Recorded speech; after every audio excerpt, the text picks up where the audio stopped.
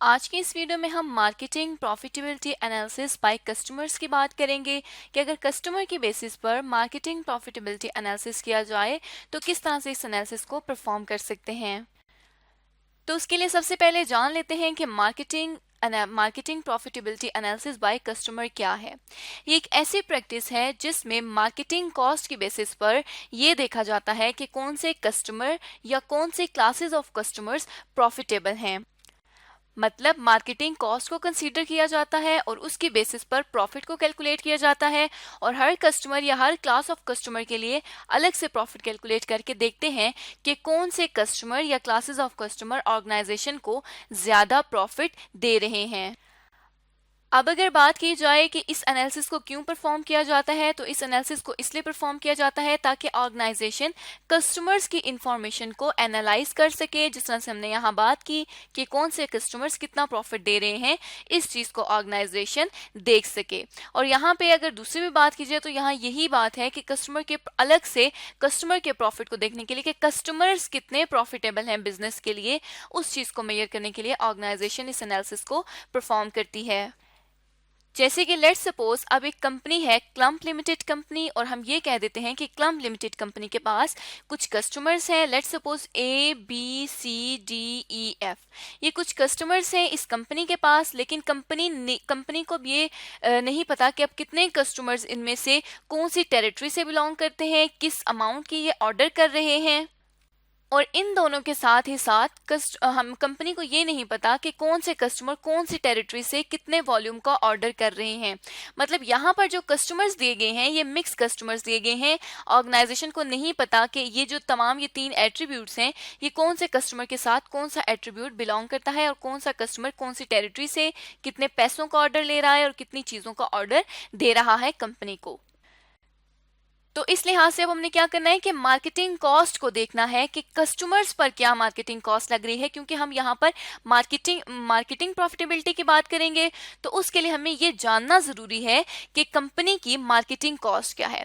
अब पहले जो हम मार्केटिंग कॉस्ट देख चुके हैं उसको हमने देखा कि वो मार्केटिंग कॉस्ट ज्यादातर जो थी वो टेरिटरीज से बिलोंग करती थी और जो कम कॉस्ट थी वो हमारे पास कस्टमर्स से बिलोंग करती थी। जैसे कि अगर बात की जाए तो टेरिटरी से इस तरह ज्यादा कॉस्ट और कस्टमर से कम कॉस्ट इस तरह से थी कि अगर सेल्स कमीशन की बात की जाए तो वो कस्टमर्स बेस्ड है।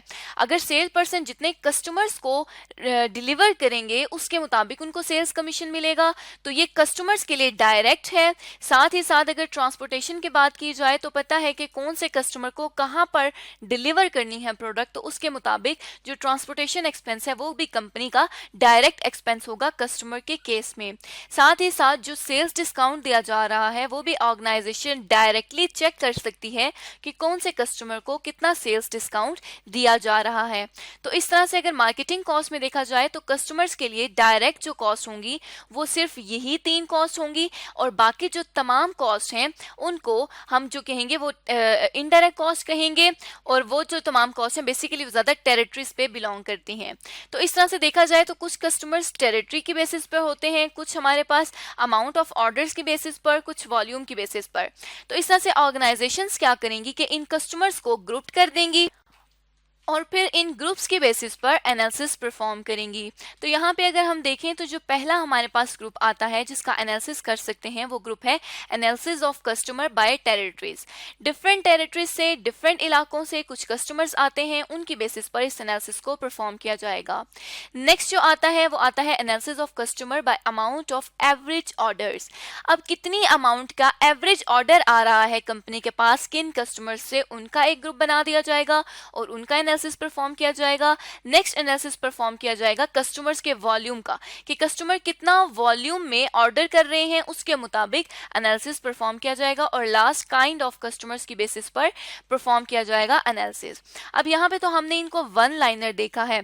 अब अगर इनको वन बाय वन डिटेल से डिस्कस करें, क्योंकि हर एनालिसिस की अपने अपने एट्रीब्यूट्स हैं, अपने अपने कैरेक्टरिस्टिक्स हैं, तो यहाँ पे हम वन बाय वन एक एक एनालिसिस को देख लेते हैं। तो अगर सबसे पहले एनालिसिस की बात की जाए तो बात करते हैं analysis of customer bye territories. मतलब कस्टमर्स का एनालिसिस करते हैं टेरिटरीज की बेसिस पर या इलाकों की बेसिस पर। बेसिकली ये जो एनालिसिस है ये रिफ्लेक्ट करता है कि क्या इलाकाई कॉस्ट डिफरेंसेस हैं किसी भी कस्टमर के ऑर्डर पे। क्योंकि जब डिफरेंट कस्टमर्स डिफरेंट जगहों से डिफरेंट टेरिटरीज से ऑर्डर करेंगे तो उनके जो एक्सपेंसेस हैं वो हमारे पास डिफरेंट होंगे। जिस तरह वेयर हाउस का एक्सपेंस डिफरेंट होगा, अगर एक टेरिटरी से आएगा दूसरी से आएगा, वॉल्यूम ऑफ परचेजेस जो है वो डिफरेंट होगा, उसके अलावा सर्विस रिक्वायरमेंट भी ऑर्गेनाइजेशन के पास डिफरेंट होगी। तो ये जो तीन चीज़ें हैं ये ऑर्गेनाइजेशन के जो ऑर्डर्स हैं उनको प्रॉफिटेबल और अनप्रॉफिटेबल बनाती हैं। जैसे कि लेट्स सपोज अगर डिफरेंट टेरिटरीज हैं, एक टेरिटरी को हम करार देते हैं कि वो कराची का इलाका है, दूसरा हम कह देते हैं कि वो इस्लामाबाद का इलाका है, और तीसरा हम कह देते हैं कि ये रावलपिंडी का इलाका है। अब ये जो तीन इलाके हैं, इन तीनों इलाकों में अगर देखा जाए तो डिफरेंट वेयर हाउसेज होंगे। लेट्स सपोज कि जो वेयर हाउस है वो है कराची में। अब कराची से इस्लामाबाद चीज़ आने में ज़्यादा जो है वो टाइम लगेगा, उसकी वेयर हाउस की कॉस्ट ज़्यादा होगी क्योंकि चीज़ जो है वो ज़्यादा देर तक लेट्स सपोज रखनी है, तो उसमें जो कॉस्ट है वो डिफरेंट हो जाएगी। इसी तरह volume of purchases, let's suppose कि अगर इस्लामाबाद से किसी कस्टमर ने, इस्लामाबाद का कोई कस्टमर है जिसने ऑर्डर किया है और ऑर्डर आना है कराची से, और उसका वॉल्यूम ऑफ परचेजेस जो है लेट्स सपोज 200 यूनिट्स है। अब अगर 200 यूनिट्स आ रही हैं कराची से, तो 200 यूनिट्स आने में और 5000 यूनिट्स आने में जो कॉस्ट आएगी वो सेम आएगी। तो हो सकता है कि ट्रांसपोर्टेशन एक्सपेंस की वजह से ये जो सेल्स हैं 200 यूनिट्स की, ये ऑर्गेनाइजेशन के पास अनप्रॉफिटेबल रहे। लेकिन अगर इसी तरह साथ ही साथ हम बात करें कि इस्लामाबाद से रावलपिंडी ऑर्डर ने जाना है और 200 यूनिट्स हैं, तो इसका क्या मतलब है कि यहाँ पे अब जो ट्रांसपोर्टेशन एक्सपेंस है वो कम होगा, क्योंकि इस्लामाबाद और रावलपिंडी का जो डिस्टेंस है वो कम है। तो हो सकता है कि ये वाला जो ऑर्डर है 200 यूनिट्स का, ये प्रॉफिटेबल हो जाए टेरिटरी वाइज कंपनी के लिए। इसका क्या मतलब है कि ये जो कॉस्ट होंगी इसमें, ये टेरिटरी वाइज कस्टमर्स पर डिवाइड की जाएंगी। मतलब किस टेरिटरी के कितने कस्टमर्स हैं, इस कॉस्ट को टेरिटरी के बेसिस पर डिवाइड करेंगे। जिस तरह वेयर हाउस की कॉस्ट है, तो वेयर हाउस से हमने बात की कि लेट्स सपोज इस्लामाबाद के ऑर्डर्स आए हैं, तो अब क्या करेंगे कि जो वेयर हाउस की कॉस्ट है वो इस्लामाबाद को, जो इस्लामाबाद का इलाका है उसको चार्ज करेंगे और उसके बाद वो कस्टमर्स पर जाएगी। अब ये तो बात होगी analysis of customer bye territories के इलाकों की बेसिस पर किस तरह से कस्टमर्स को इवेलुएट किया जा सकता है। नेक्स्ट अगर बात की जाए तो हम बात करते हैं analysis of customer bye amount of average orders. मतलब कि अगर एवरेज ऑर्डर्स किए जाएं तो उस तरह से कस्टमर का किस तरह से एनालिसिस किया जा सकता है। जैसे कि लेट्स सपोज अगर एक ऑर्डर जो है वो ग्रेटर अमाउंट का है, ज़्यादा अमाउंट का है, तो उस पर कॉस्ट कम लगेगी। वो किस तरह से कॉस्ट कम लगेगी कि लेट्स सपोज कि अगर एक जो कस्टमर है उसने ऑर्डर की है 20,000 रुपीज़ का उसने ऑर्डर किया। अब यहाँ पर देखिए अमाउंट की बात हो रही है, यहाँ पर यूनिट्स की बात नहीं हो रही। यहाँ पे हमने यूनिट्स को ले लिया था, टेरिटरीज की बेसिस पर हमने देखना था, इसलिए हमने यूनिट्स को ले लिया सिर्फ ट्रांसपोर्टेशन कॉस्ट को डिफाइन करने के लिए कि इस वजह से भी जो ऑर्डर्स हैं, जो प्रॉफिट्स हैं वो डिफरेंट हो सकते हैं। तो यहाँ पे अगर बात की जाए तो यहाँ पे अमाउंट की बात की जा रही है, तो हमने अमाउंट के साथ ही स्टिक रहना है। यहाँ पे अब हम देख सकते हैं कि अगर एक कस्टमर ने ऑर्डर किया है 20,000 रुपीज़ का और दूसरे कस्टमर ने ऑर्डर किया है 100,000 रुपीज़ का, तो अब इसमें क्या होगा कि ट्रांसपोर्टेशन कॉस्ट जो है वो यहाँ पर उतनी ही लगेगी और यहाँ पर उतनी ही लगेगी। लेकिन अगर एवरेज उसकी देखी जाए तो एवरेज यहाँ पर 100,000 यूनिट्स में कम आ जाएगी। तो इसका क्या मतलब है कि जो कॉस्ट है वो कम हो जाएगी। जैसे हम बात करते हैं कि जिस तरह क्वांटिटी बढ़ती जाती है कॉस्ट में रिडक्शन होती जाती है।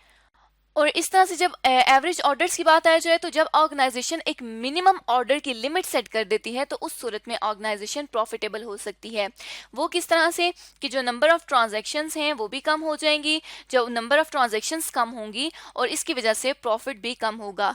अब यहाँ पे हम देख सकते हैं कि अगर 20,000 का ऑर्डर किया है किसी कस्टमर ने और यहाँ पर 100,000 रुपीज़ का ऑर्डर है, तो अगर 100,000 रुपीज़ के ऑर्डर को ब्रेक किया जाए तो 5 दफ़ा अगर 20,000 रुपये का ऑर्डर किया जाए तो तब जाके 1 लाख रुपए का ऑर्डर बनता है। लेकिन अगर 1 लाख रुपए का ऑर्डर एक ही दफा आ जाए तो मतलब नंबर ऑफ ट्रांजैक्शंस रिड्यूस हो रही हैं।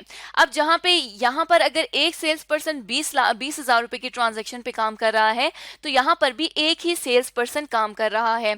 यहाँ पे जब जब ऑर्डर कम तादाद में होगा और उसको 5 दफा रिवाइज किया जाएगा तो 5 दफा 5 सेल पर्सन को सैलरी देनी पड़ेगी। लेकिन यहाँ पर सिर्फ एक ही सेल्स पर्सन को सैलरी देनी पड़ेगी। तो इस तरह से भी जो ग्रेटर अमाउंट के ऑर्डर्स हैं वो कॉस्ट उनकी कम होती है और साथ ही साथ जो प्रॉफिट है वो बढ़ता जाता है।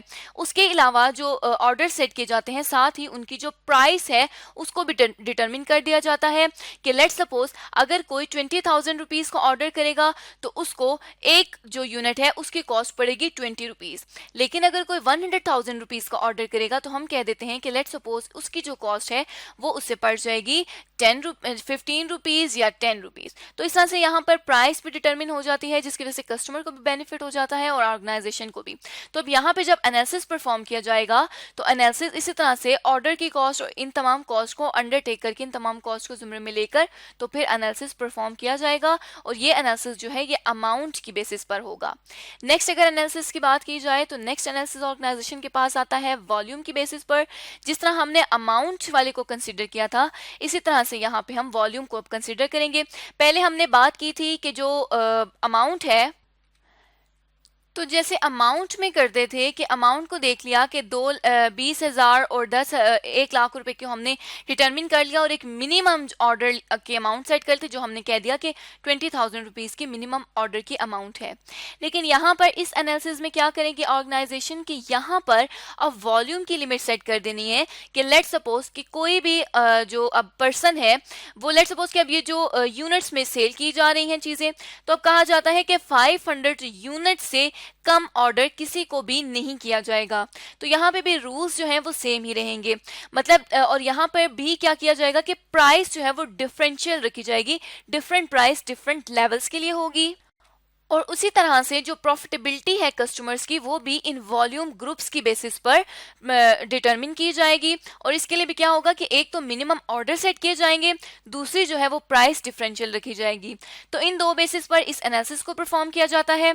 जैसे कि अब वॉल्यूम ग्रुप की बात की जाए तो यहाँ पे हम कहते हैं कि 500 यूनिट्स तक की जो वॉल्यूम है उस पर हमने जो प्राइस चार्ज करनी है वो करनी है 100 रुपीज़ पर यूनिट की। इसी तरह से अगर 1000 का ऑर्डर है तो हम कह देते हैं 1000 यूनिट्स के ऑर्डर पे 80 रुपीज़ की प्राइस चार्ज करनी है। इसी तरह से अगर 5000 यूनिट्स का ऑर्डर है तो 5000 यूनिट्स के ऑर्डर में हम कहते हैं कि 70 रुपीज़ पर यूनिट जो प्राइस है वो हम चार्ज करेंगे। तो मतलब अब 1 से लेके 500 तक जितने ऑर्डर्स होंगे उनके लिए 100 रुपया चार्ज होगा। उससे आगे मजीद 500 से 1000 तक जो ऑर्डर्स होंगे उनके लिए 80 और इसी तरह से अब 1000 से ऊपर 5000 तक जो ऑर्डर होंगे उनके लिए 70 को चार्ज किया जाएगा। तो अब जैसे ये ऑर्डर्स के वॉल्यूम के ये 3 ग्रुप्स हमने बनाए हैं, अब इन 3 ग्रुप्स की बेसिस पर ही इसकी जो प्रॉफिटेबिलिटी है उसको भी मेजर करेंगे। जिस तरह यहाँ पे हमने लिखा कि कस्टमर की जो वॉल्यूम है उसके ग्रुप्स की बेसिस पर उसकी प्रॉफिटेबिलिटी को मेजर करेंगे। और साथ ही जिस तरह से प्रॉफिट इसका कैलकुलेट करना है, प्राइस इसकी रखी है, तो जो कॉस्ट है वो भी सारी इन्हीं ग्रुप्स की बेसिस पर, वॉल्यूम के ग्रुप की बेसिस पर इनको चार्ज की जाएगी। अब अगर लास्ट एनालिसिस की बात की जाए तो लास्ट एनालिसिस हमारे पास आता है काइंड ऑफ कस्टमर्स की बेसिस पर। ऑर्गेनाइजेशन के पास डिफरेंट टाइप्स के डिफरेंट काइंड के कस्टमर्स होते हैं जिनमें हमारे पास आता है मैन्युफैक्चरर। अगर तो ऑर्गेनाइजेशन रॉ मटेरियल दे रही है तो हो सकता है कि कोई ऐसी कंपनी हो जो उसको या कोई ऐसी प्रोडक्ट कंपनी सेल करे। लेट्स सपोज कि कंपनी लेदर को सेल कर रही है। अब लेदर जो है वो एज अ रॉ मटेरियल भी इस्तेमाल होता है तो उसका जो एक कस्टमर हो सकता है वो मैन्युफैक्चरर भी हो सकता है। उसके अलावा अगर मैन्युफैक्चरर के अलावा जो होलसेलर है वो भी हो सकता है।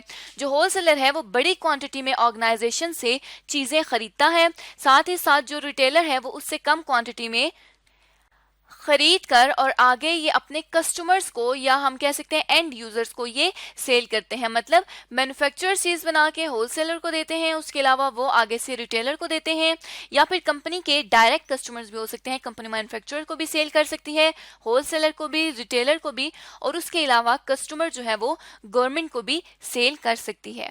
तो इस एनालिसिस में भी क्या करेंगे, जो प्राइस है वो हर ग्रुप के लिए डिफरेंट प्राइस होगी। मतलब मैन्युफैक्चरर को डिफरेंट प्राइस दी जाएगी, होलसेलर होलसेलर को डिफरेंट, रिटेलर और गवर्नमेंट को भी डिफरेंट प्राइस दी जाएगी। लेकिन अगर बात की जाए मैन्युफैक्चरर्स की, तो अब इस ग्रुप में ये जो कस्टमर का मैन्युफैक्चरर ग्रुप है, इसमें तमाम को एक ही प्राइस दी जाएगी। जिस तरह लेट्स सपोज मैन्युफैक्चरर्स को 8 रुपीज पर यूनिट की प्राइस दी जा रही है, तो वो बेशक 3-4 मैन्युफैक्चरर है, manufacturer A B C D, तमाम मैन्युफैक्चरर्स को 8 रुपीज ही दी जाएगी।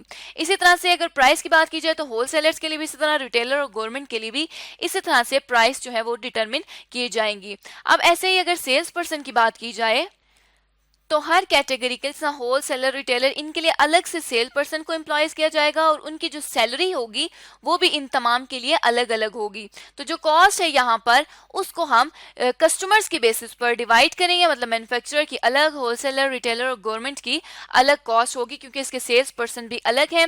साथ ही साथ अगर डिलीवरी की बात की जाए तो डिलीवरी के लिए भी ये देखा जाएगा कि कंपनी के अपनी डिलीवरी है या जो कस्टमर्स हैं वो खुद डिलीवरी कॉस्ट पे कर रहे हैं, या कंपनी के अपनी व्हीकल्स हैं, या कंपनी आउटसाइड व्हीकल्स यूज कर रही है। इस तमाम की बेसिस पर ऑर्गेनाइजेशन जो है वो इस कॉस्ट को चार्ज करेगी। तो मतलब क्या हो गया कि हर काइंड ऑफ कस्टमर के लिए अलग रेवेन्यू और अलग कॉस्ट रखी जाएगी, और इसी रेवेन्यू और कॉस्ट के बेसिस पर फिर इसके लिए जो प्रॉफिट है उसको कैलकुलेट किया जाएगा और एनालाइज कर लिया जाएगा कि कौन सा काइंड ऑफ कस्टमर ऑर्गेनाइजेशन के लिए प्रॉफिटेबल है।